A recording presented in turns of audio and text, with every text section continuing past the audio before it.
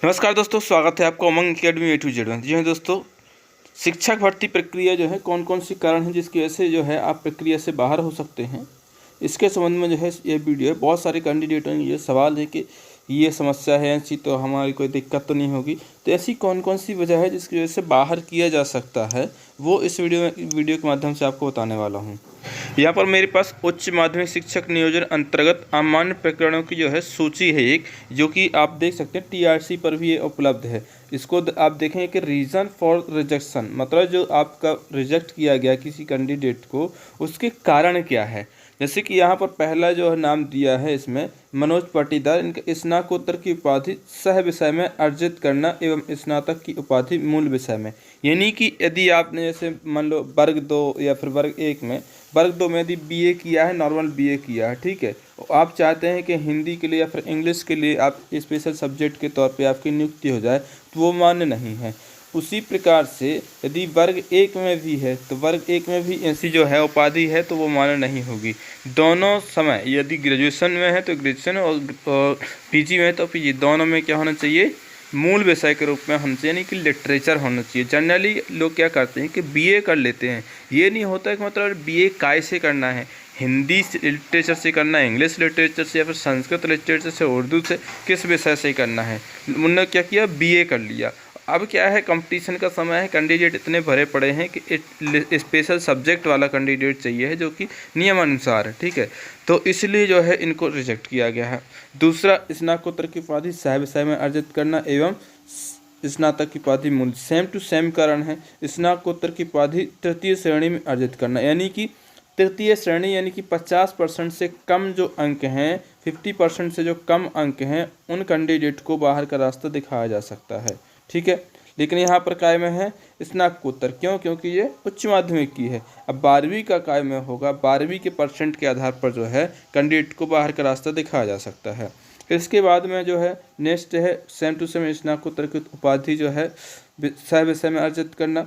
व्यावसायिक शैक्षणिक योग्यता विज्ञापन दिनांक 29/9/2022 तक अर्जित नहीं करना, यानी कि शैक्षणिक योग्यता जो है वो 29/9/2022 तक उनने पूर्ण नहीं की, इसलिए जो है इनको अमान्य कर दिया गया, रिजेक्ट कर दिया। सेम टू सेम इन्होंने जो है तो 29/9/2022 के डेट की बात, यदि कोई सी भी आपकी मार्कशीट है तो वो जो है उसकी वजह से आप रिजेक्ट हो सकते हैं।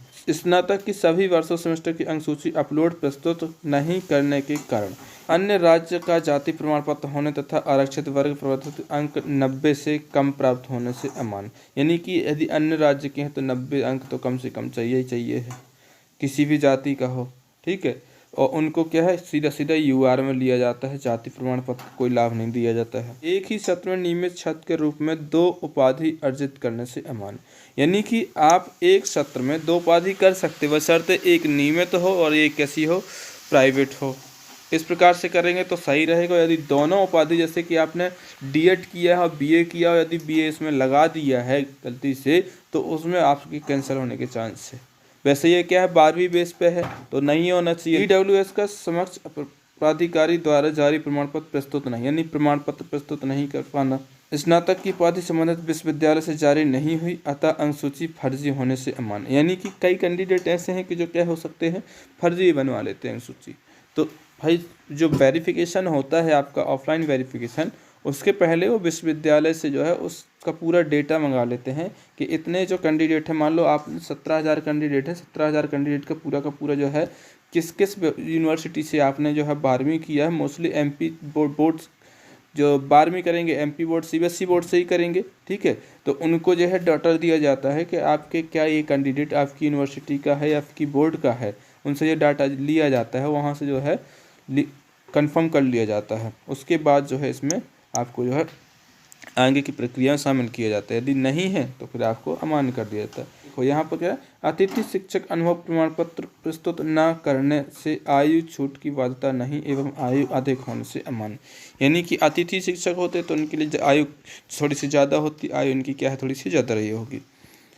अन्य राज्य के जाति प्रमाण पत्र एक ही सत्र में 2 उपाधि, स्नातकोत्तर के निर्धारित विषय में उपाधि नहीं होने से तृतीय श्रेणी में उनकी जो है ग्रेजुएशन है वो स्नातकोत्तर की डिग्री है, इसलिए उनको जो है बाहर किया गया है। और साथ ही साथ देखें 21 वर्ष से कम आयु में विवाह होने से भी अमान्य कर दिया गया। तो जिनकी जो 21 वर्ष से कम आयु में शादी हुई है वो स्पेशल तौर से इसमें ध्यान रखें कि शादी का जो है विवरण किस प्रकार से है। ठीक है, इस साथ ही साथ में शैक्षणिक निर्धारित शैक्षिक विषय में शैक्षणिक योग्यता नहीं होने से अमान्य, यानी कि यदि आपका डीएड नहीं है, आपने डीएड भर दिया तो भी आपको बाहर कर दिया जाएगा। इस प्रकार की जो है कैंडिडेट जो है रिजेक्ट हुए हैं। आई होप आपकी इस प्रकार की कोई समस्या ना हो। यदि समस्या है तो उसके लिए आप एक स्पेशल एफिडेविट बनवा सकते हैं जो 12th के बेस पे आप करवा सकते हैं कि मैं 12th के बेस पे ज्वाइनिंग चाहता हूँ। मिलते हैं एक नए वीडियो में, तब तक के लिए नमस्कार।